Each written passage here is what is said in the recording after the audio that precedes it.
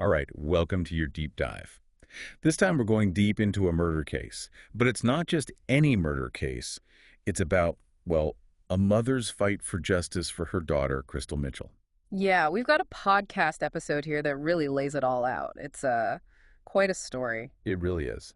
So to start off, who was Crystal Mitchell? She sounds like, well, from what they describe in the podcast, an amazing person, really. Yeah, she sounds like someone who always put others first. Yeah. Even as a young girl, like there's this anecdote about how she bought shoes for a classmate who couldn't afford them. Right, and she donated all her savings to help a homeless family once. She just wanted to help people. It seems like it, and that generosity continued throughout her life. She sounds like someone who had a really big heart. Definitely, but she was also incredibly driven. Like, can you imagine buying your first house at 21? Wow, that's impressive. She was definitely going places. Absolutely. It sounds like she was really ambitious and hardworking, but at the same time, she was down to earth and approachable. So she had this unique balance, huh? Driven but kind. Yeah, it makes you wonder if, well, maybe that made her more vulnerable to what was to come. That's an interesting thought. Now, at some point, Crystal moves to Arizona, goes through a divorce, and she's raising her kids pretty much on her own, right? Right, she's a single mom now, and she meets this guy, Raymond, they call him RJ McLeod. RJ McLeod. So how do they meet? Through her work, she was a property manager, and at first, he seemed like a good guy, like devoted to his own son and all that. So there were no immediate red flags. Well, not really, at least not at first. But you know how it is with dating. You can never really know someone completely, especially early on. Oh, absolutely. Yeah. And especially in this case, because Crystal actually had access to RJ's background information because of her job, right? That's right. But even with that, some things just don't show up on those checks. There are definitely things about his past that, well, that would have been pretty alarming. Okay, so we'll get into that.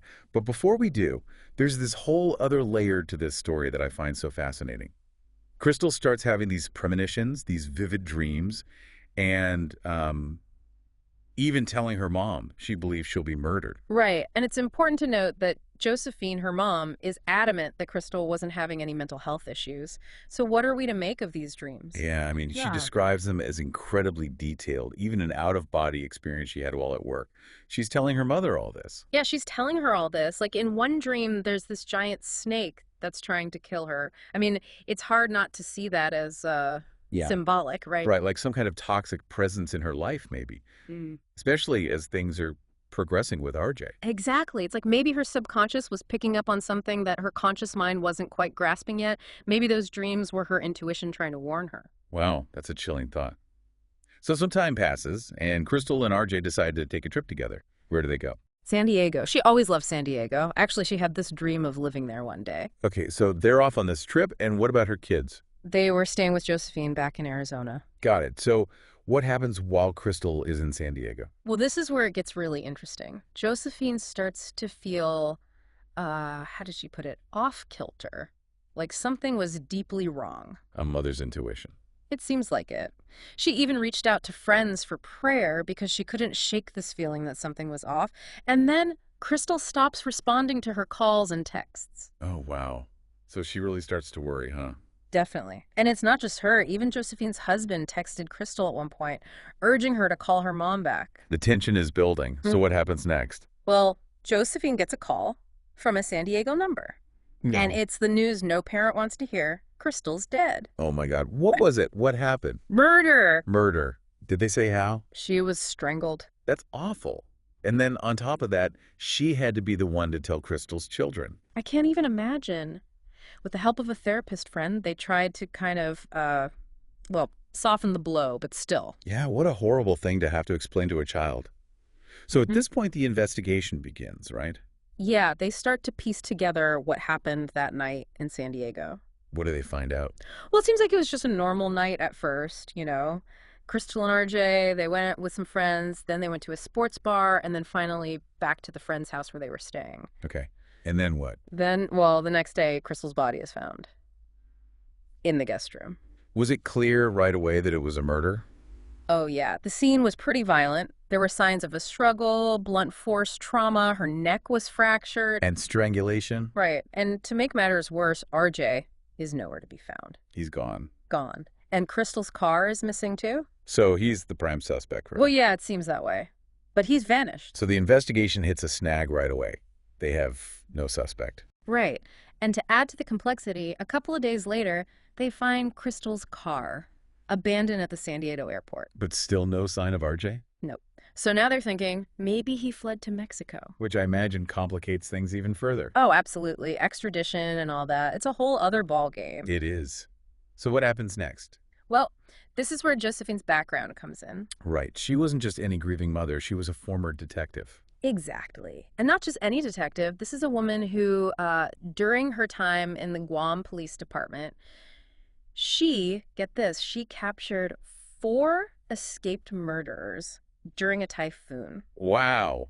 That's some serious detective work right there. Yeah, talk about quick thinking and bravery. It sounds like she had a knack for this kind of thing. She did. And now, all those skills, that experience, it all comes into play as she becomes determined to find her daughter's killer. So she takes matters into her own hands. She does. Josephine isn't just going to sit back and wait. She wants answers, and she's going to get them. What does she do? Well, she starts by using her knowledge of investigations to push for answers, to look for things the police might have missed. And it turns out there was a witness who had seen Crystal and RJ at that bar that night. Okay. So maybe this witness saw something important. They did. It turns out RJ was behaving really poorly toward Crystal at the bar, even got into it with another guy who tried to step in. Oh, wow. So a flash of violence. Yeah, and this is just the tip of the iceberg. As investigators dig deeper into RJ's past, they uncover a disturbing pattern. What do they find? It turns out RJ had a history of violence that Crystal didn't know about. Like, he'd been married multiple times before, and one of his ex-wives had even filed domestic violence charges against him. Domestic violence. Yep, and specifically for strangulation. That's chilling. Yeah. Especially considering how Crystal died. It is. And get this, just 3 months before Crystal was murdered, RJ had actually been accused of trying to strangle his 3rd wife. Oh my God. And he was out on bail at the time Crystal was killed. Yep. So the evidence is mounting, and they finally have enough to issue an arrest warrant for RJ for Crystal's murder. But there's one problem. He's gone. He's gone. They find his rental car abandoned in Mexico. He's vanished. So now it becomes an international manhunt. Exactly. And Josephine is right at the center of it, using all her skills and determination to track him down. So how does she do it? How does she even begin to find someone who's actively trying to disappear? Well, she gets creative. She realizes that in today's world, information spreads like wildfire, especially online.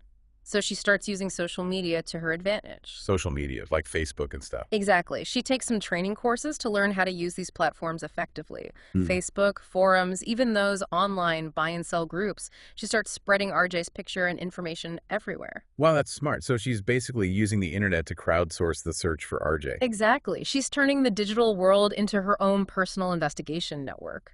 And the tips start rolling in. People claim to have seen him in all sorts of places. So she's following every lead. Every single one. And one lead in particular stands out. Someone sends her information about this hostel in Guatemala. Apparently a blogger had stayed there and met this guy who fit RJ's description.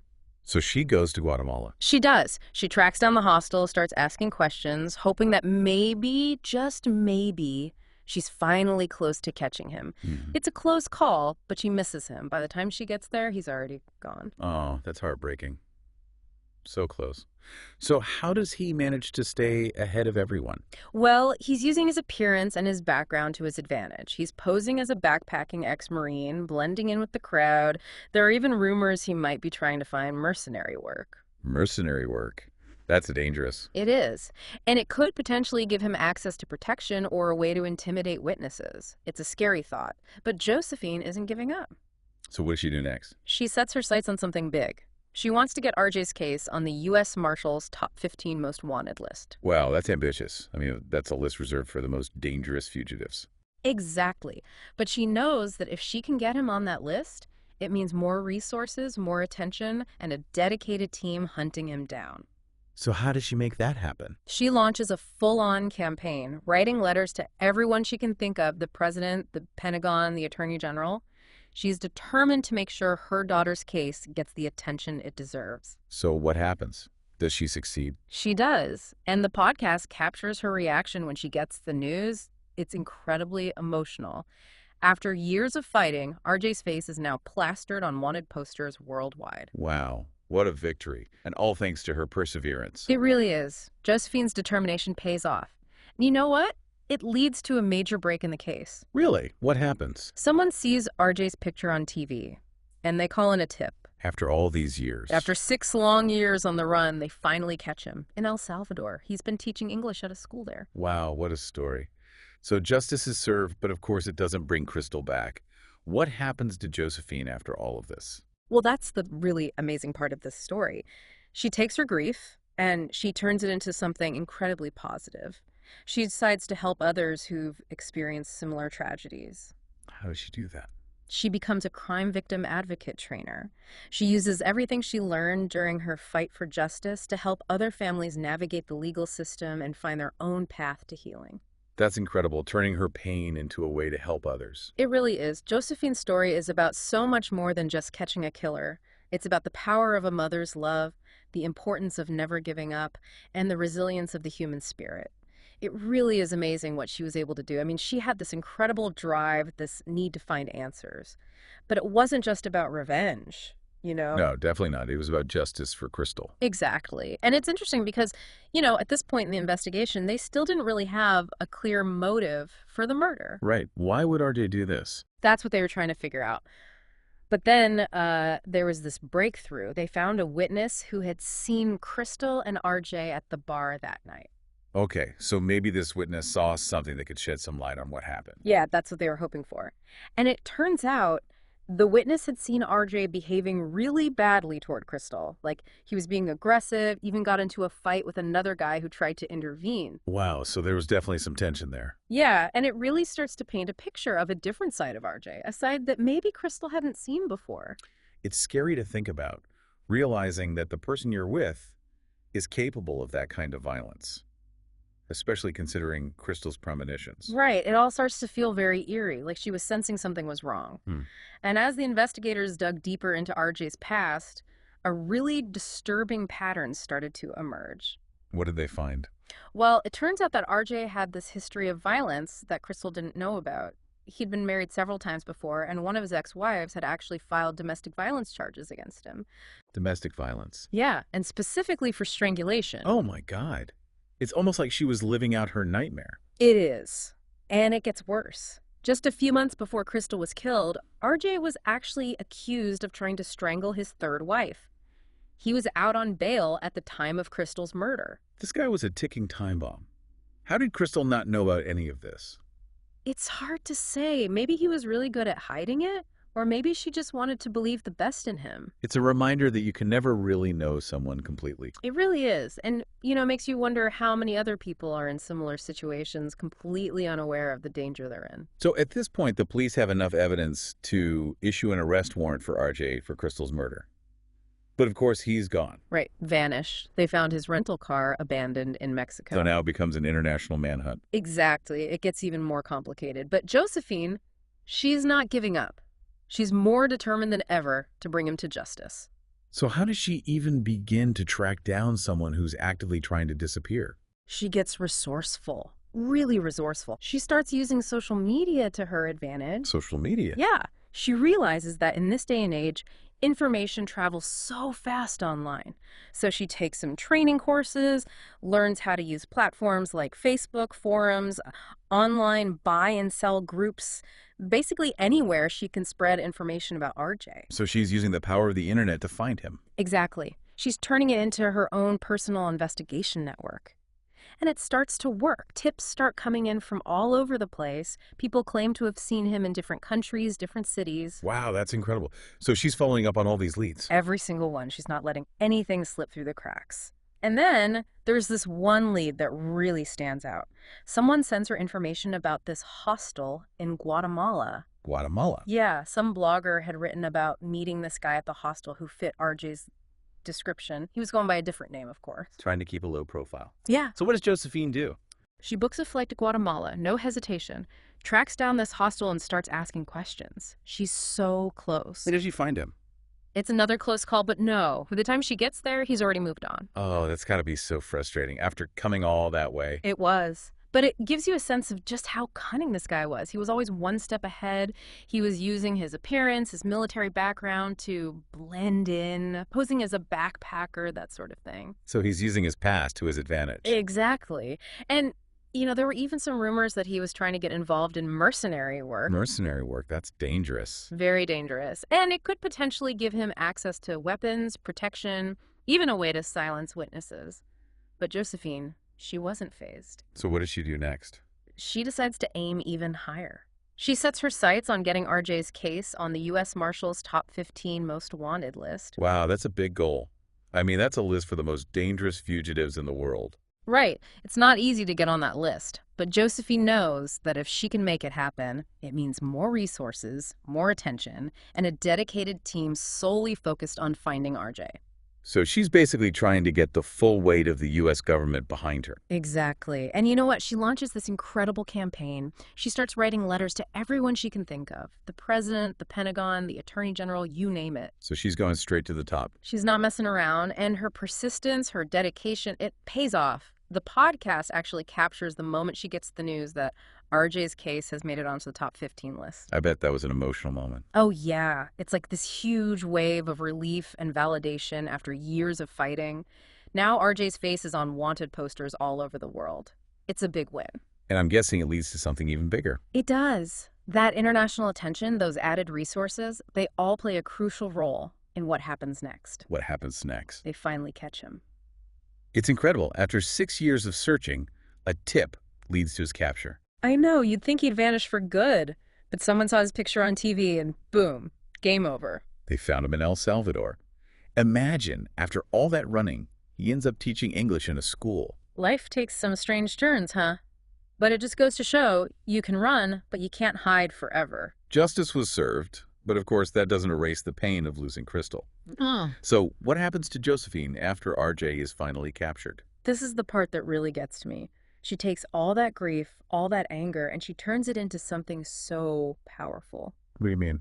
Well, instead of letting it consume her, she decides to channel it into helping others. So she becomes like an activist for victims' rights. Kind of, yeah, but more specifically, she becomes a trainer for crime victim advocates. Wow, that's incredible. So she's using her own experience to help other families going through similar tragedies. Exactly.